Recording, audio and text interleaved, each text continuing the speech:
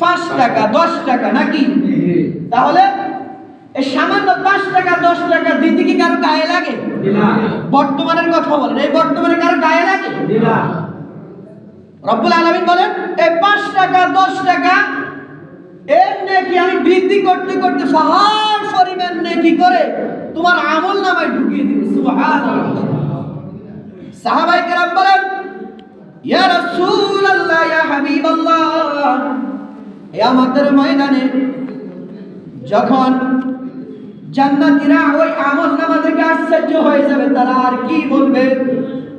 রাসূল করিম সাল্লাল্লাহু আলাইহি ওয়াসাল্লাম বলেন ওই সময় তারা আফসোস করবে আর বলবে হায় হায়, দুনিয়ার জিন্দেগিতে আমার পকেটে ছিল 500 টাকা, সাথে ছিল 10 টাকা, আমি ওই 10 টাকা আল্লাহর রাস্তায় দিয়ে দিয়েছি, 500 টাকা আমার পকেটে রেখে দিয়েছি।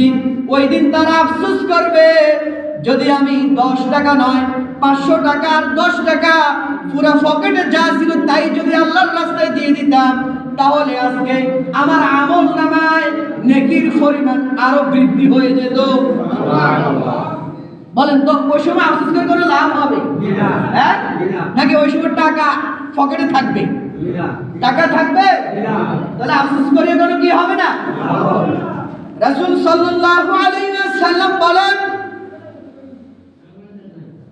আল্লাহ রাসূল সাল্লাল্লাহু আলাইহি ওয়াসাল্লাম বলেন যারা আল্লাহর ঘর মসজিদে দান করে, সাদাকা করে, আল্লাহ রাব্বুল আলামিন বলেন 1 টাকা দিলে ওই 1 টাকা কিয়ামত পর্যন্ত ওই ব্যক্তির আমল নামায় 3 ভাগের 1 ভাগে নাকি রব্বুল আলামিন তার আমল নামায় পৌঁছে দেয়। সুবহানাল্লাহ।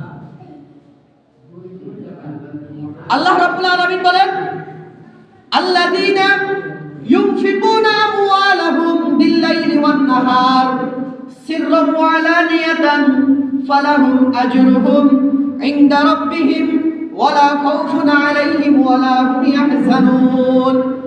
আল্লাহ রাব্বুল আলামিন বলেন যাদেরকে আমি মাল দিয়েছি, সম্পদ দিয়েছি, তারা সুখে দুঃখে রাতে দিনে গোপনে প্রকাশ্যে উভয় অবস্থায় যখন আমার রাস্তায় দান করে, আল্লাহ রাব্বুল আলামিন বলেন আমি কিয়ামতের ময়দানে তাদেরকে পুরস্কৃত করব। সুবহানাল্লাহ।